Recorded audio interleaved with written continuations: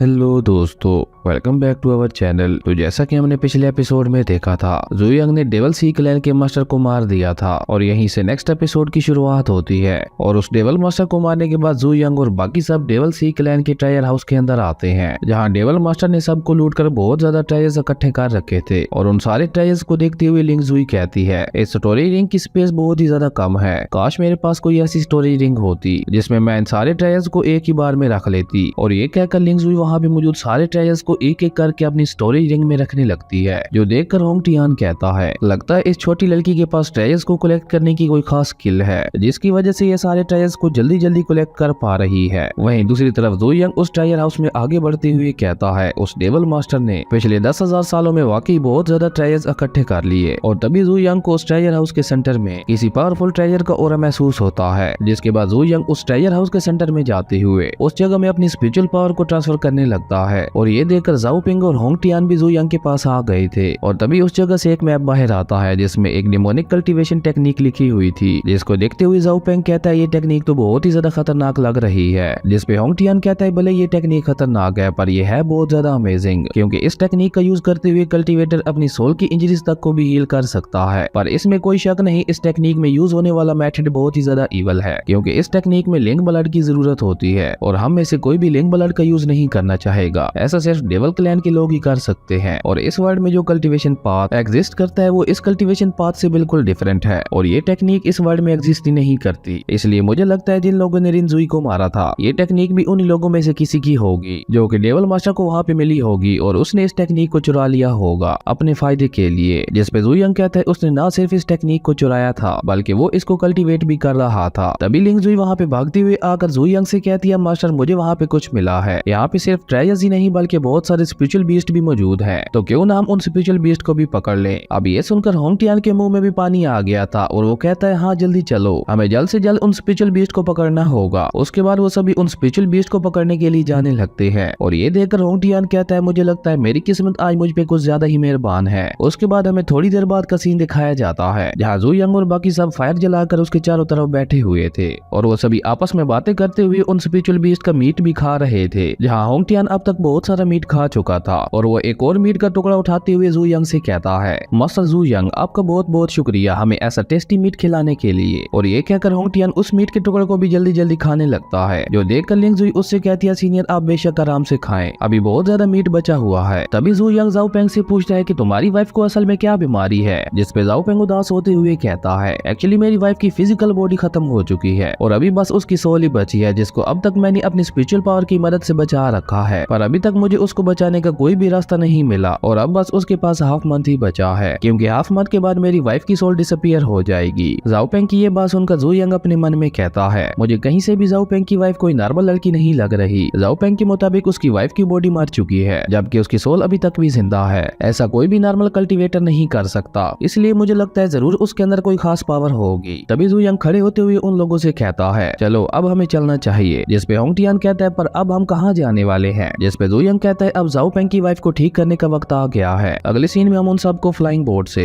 Zhao पेंग के home town की तरफ जाते हुए देखते हैं, जहाँ होंग टियान ज़ू यंग के पास आकर उससे कहता है, ब्रदर ज़ू यंग आप लिंग ज़ुई को वहाँ पे अकेला छोड़कर आ गए, क्या वो अकेले डेविल सी क्लैन के सारे ट्रायल्स को कलेक्ट कर पाएगी। मुझे तो लगता है वो अकेली ऐसा नहीं कर पाएगी, क्योंकि वहाँ पे बहुत सारे ट्रायल्स थे। ये सुनकर ज़ू यंग होंग टियान से कहता है, आप परेशान ना हो, लिंग ज़ुई मेरी ट्रू डिसाइबल है और वो ऐसे छोटे मोटे काम अकेले कर सकती है। तभी ज़ाओ पेंग भी ज़ू यंग के पास आते हुए उससे कहता है, ब्रदर ज़ू मैं अभी भी आपसे एक सवाल पूछना चाहता हूँ, आप इतना यकीन के साथ कैसे कह सकते हैं कि आप मेरी वाइफ की बीमारी को ठीक कर लेंगे। जिसपे होंग टियान ज़ाओ पेंग के कंधे पे हाथ रखते हुए उससे कहता है, ज़ाओ पेंग तुम परेशान ना हो, जब ब्रदर ज़ू ने तुमसे प्रॉमिस किया है कि वो तुम्हारी वाइफ को ठीक कर देंगे, तो फिर मुझे पूरा यकीन है कि वो तुम्हारी वाइफ को बिल्कुल ठीक कर देंगे। इसलिए अब तुम अपने जज्बातों को काबू में रखकर खुद को शांत करो। उसके बाद वो तीनों इसी तरह अपने सफर में आगे बढ़ने लगते हैं और देखते ही देखते वो तीनों ज़ाओ पेंग के होम टाउन में पहुंच चुके थे। और जैसे ही ज़ू यंग वहाँ पे अपना पहला कदम रखता है, तो ज़ू यंग को एहसास हो जाता है कि यहाँ पे कोई प्योर फेरी मौजूद है। और जैसे ही वो तीनों वहाँ से थोड़ा आगे बढ़ते हैं, तो वहाँ की हालत देखकर ज़ाओ पेंग जल्दी से आगे बढ़ते हुए इधर उधर देखने लगता है, क्योंकि वो पूरी जगह तहस नहस हो गई थी और देखने से ऐसा लग रहा था यहाँ पे लुटेरों के ग्रुप ने लूट मचाई थी, क्योंकि वहाँ पे हर चीज इधर उधर बिखरी हुई थी। ये सब देखकर ज़ाओ पेंग परेशान होते हुए कहता है, ये सब क्या हो गया। और ये कहते हुए ज़ू पेंग वहाँ पे अपनी वाइफ जिसका नाम शूनियान था उसको आवाज देते हुए बुलाने लगता है और वो काफी तेजी से मूव करते हुए वहाँ पे अपनी वाइफ को ढूंढने घूमने लगता है। ये देखकर होंगटियान जू यंग से कहता है ये ईस्टर्न सिटी है और यहाँ पे इवल कल्टीवेटर्स आए दिन रॉबरी करते रहते हैं और इस जगह को देखते हुए मुझे लगता है ये काम भी उन्हीं इवल कल्टीवेटर्स का होगा। जिसपे जू यंग कहता है इस जगह को देखते हुए ये रॉबरी से कुछ ज्यादा ही लग रहा है। और इसी तरह वो दोनों भी आपस में बातें करते हुए वहाँ से आगे बढ़ते हैं, पर उन दोनों को भी वहाँ पे कोई एक आदमी भी नहीं दिखता। और उसके बाद वो दोनों भी जाओ पेंग के पीछे पीछे उसके घर में आ गए थे, जहाँ जाओ पेंग रोते हुए कह रहा था कि शूनियान डिसअपीयर हो गई। पर अगर शूनियान डिसअपीयर हो गई है तो यहाँ पे मौजूद बाकी लोग कहाँ गए, यहाँ पे जरूर कुछ न कुछ तो गड़बड़ है। और ये कहकर जाओ पेंग ने अपना सर पकड़ लिया था, जो देखकर होंगटियान उससे कहता है ब्रदर जाओ तुम ठीक तो हो ना। और तभी जू यंग को वहाँ पे फेटल की कंडेंस सिल्क दिखता है, जिसे देखकर जू यंग को एहसास हो गया था कि जरूर यहाँ पे कोई न कोई मौजूद है। तभी जू यंग उस घर की छत पे अपनी फिंगर से अटैक करता है, जिसकी वजह से वहाँ पे एक बहुत बड़ा ब्लास्ट होता है और इसकी चपेट में वहाँ पे मौजूद कुछ डेवल कल्टीवेटर्स भी आ गए थे। पर उनमें से एक डेवल कल्टीवेटर बच गया था, जो वहाँ से भागने की कोशिश करता है। ये देखकर जाओ पेंग और होंगटियान काफी तेजी से उसके पीछे जाते हुए उसका पीछा करने लगते हैं। और थोड़ी दूर जाने के बाद वो डेवल कल्टीवेटर एक जगह पे जाके रुक गया था, जहाँ पे जाओ पेंग और होंगटियान ने उसको दोनों तरफ से घेर लिया था। और ये देखकर होंगटियान उससे कहता है अब भाग के दिखाओ। और जाओ पेंग उससे कहता है जरूर तुमने ही मेरी वाइफ शूनियान को ट्रैप किया होगा, जल्दी बताओ शूनियान कहाँ है। ये सुनकर वो डेवल कल्टीवेटर अपने मन में कहता है अभी इन दोनों ने वहाँ पे एक बहुत ही पावरफुल ब्लास्ट किया, जिसमें मेरे सारे साथी मारे गए। और इन दोनों को देखते हुए मुझे लगता है इन दोनों का कल्टीवेशन लेवल मेरे बराबर है। तभी जाओ पेंग उस डेवल कल्टीवेटर पे अटैक करते हुए कहता है जल्दी बताओ मेरी वाइफ कहाँ है। पर उस डेवल कल्टीवेटर ने जाओ पेंग के अटैक को बहुत ही इजीली रोक लिया था और उसके बाद वो अपनी सोर्ड से जाओ पेंग पे अटैक करने लगा था। पर जाओ पेंग भी उसके अटैक से बचते हुए ऊपर आसमान में उठ गया था और उसके बाद उसने अपनी फ्लूट को बजाते हुए स्पिरिचुअल स्पीयर से उस डेवल कल्टीवेटर पे अटैक कर दिया था, जिसे रोकने के लिए उस डेवल कल्टीवेटर ने अपने चारों तरफ एक शील्ड लगा ली थी, जिससे वहाँ पे एक बहुत बड़ा ब्लास्ट होता है। तभी जू यंग भी वहाँ पहुँच गया था, जो उस डेवल कल्टीवेटर को देखते हुए कहता है नहीं इस पर्सन का ऑरा तो बहुत ही ज्यादा वीक है, वो प्योर ऑरा इसका नहीं था। और जैसे ही जाओ पेंग अपने अटैक को रोकता है तो वो डेवल कल्टीवेटर वहाँ से गायब हो चुका था। ये देखकर जाओ पेंग इधर उधर देखते हुए कहता है कि आखिर वो डेवल कल्टीवेटर कहाँ गया। तभी उस डेवल कल्टीवेटर ने ऊपर से आते हुए एक बहुत ही पावरफुल पंच जाओ पेंग को मार दिया था, जिससे जाओ पेंग उड़ते हुए नीचे आ गिरता है और उसकी हालत बहुत ही ज्यादा खराब हो गई थी। ये देखकर होंगटियान ने आगे आते हुए अपने स्पिरिचुअल पंख से उस डेवल कल्टीवेटर पे अटैक कर दिया था, जिससे वो डेवल कल्टीवेटर किसी तरह से बच गया था। ये देखकर होंगटियान कहता है ओ तो तुम युआन शिंगरी एलम के अर्ली स्टेज के कल्टीवेटर हो, तो क्यों ना अब तुम मुझे अपनी स्किल्स दिखाओ, मैं देखना चाहता हूँ तुम में कितना दम है। होंगटियान की यह बात सुनकर वो डेवल कल्टीवेटर अपना ऑरा रिलीज करते हुए ब्लैक डेथ मिरर को बाहर निकालता है और उस डेवल कल्टीवेटर ने उस ब्लैक डेथ मिरर की मदद से होंगटियान और जाओ पेंग को उस मिरर के अंदर कैद कर लिया था। वहीं जू यंग जो ये सब होते हुए देख रहा था, वो कहता है इस एवल डेथ मिरर में तो प्योर एवल एनर्जी मौजूद है, ये मिरर तो वाकई बहुत अच्छा ट्रेजर है। और तभी उस डेवल कल्टीवेटर की नजर जू यंग पे पड़ती है, जिसको देखकर वो डेवल कल्टीवेटर हंसते हुए कहता है ओ तो यहाँ पे की रिफाइनिंग स्टेज का कल्टीवेटर भी मौजूद है, कोई बात नहीं मैं तुम्हें भी तुम्हारे दोस्तों के पास भेज देता हूँ। और ये कहकर उसने जू यंग को भी उस मिरर के अंदर ट्रैप कर लिया था और जू यंग भी चुपचाप उस मिरर के अंदर चला गया था। वही मिरर के अंदर होंगटियान और जाओ पेंग पूरी तरह से बर्फ में जम चुके थे और वो दोनों वहाँ पे अपनी स्पिरिचुअल पावर का भी यूज नहीं कर पा रहे थे। तभी जाओ पेंग होंगटियान से कहता है अब हम यहाँ से कैसे बाहर निकलेंगे, यहाँ पे तुम्हारी स्पिरिचुअल पावर भी काम नहीं कर रही। जिसपे होंगटियान जाओ पेंग से कहता है तुम परेशान ना हो ब्रदर जू हमें यहाँ से आजाद करवा लेगा। और वो दोनों अभी बातें कर ही रहे थे कि जू यंग भी वहाँ पे आ जाता है, जहाँ पे जू यंग के चारों तरफ से गोल्डन ऑरा निकल रहा था और उसकी पावर्स यहाँ पे भी काम कर रही थी, क्योंकि ऐसे छोटे मोटे ट्रायर्स जू यंग का कुछ नहीं बिगाड़ सकते थे। तभी जू यंग को वहाँ देखकर वो दोनों शौक होते हुए कहते हैं ब्रदर जू आप यहाँ कैसे फंस गए। ये सुनकर जू यंग ने उनकी बात का कोई जवाब दिए बगैर उन दोनों को आजाद करवा दिया था। और जू यंग उस मिरर के स्पेस को देखते हुए कहता है ये मेरा तो वाकई बहुत ज्यादा अच्छा है, इसमें तो हम बहुत सारे ट्रायर्स एक साथ रख सकते हैं और उसी के साथ ये मिरर सेल्फ डिफेंस के लिए भी बहुत अच्छा है, ये मिरर लिंक जू को बहुत ज्यादा पसंद आएगा। तभी जाओ पेंग जू यंग से कहता है ब्रदर जू हम यहाँ पे ट्रैप हो गए हैं, तो अब हम क्या करें। तभी होंगटियान कुछ सोचते हुए कहता है ब्रदर जू आप यहाँ पे कैसे ट्रैप हो गए। जिसपे जाओ पेंग होंगटियान का मजाक उड़ाते हुए उससे कहता है तुम तो कह रहे थे ब्रदर जू हम दोनों को यहाँ से आजाद करवा लेंगे, पर वो तो खुद ही हमारे साथ यहाँ ट्रैप हो गए। जाओ पेंग की ये बात सुनकर होंगटियान कहता है मुझे लगता है ब्रदर जू यहाँ पे जानबूझकर ट्रैप हुए हैं। ये सुनकर जाओ पेंग जू यंग से कहता है अब हम आगे क्या करने वाले हैं। जिसपे जू यंग कहता है जैसे मैं हर बार करता हूँ मैं उन सबको डिस्ट्रॉय करने वाला हूँ। और इसी के साथ हमारा ये एपिसोड यहीं पे खत्म हो जाता है। अगर आपको ये वीडियो अच्छी लगी तो लाइक कर दें और अगर चैनल पे नए आए हो तो सब्सक्राइब करते जाना। तो मिलते हैं एक न्यू वीडियो में, तब तक के लिए बाय।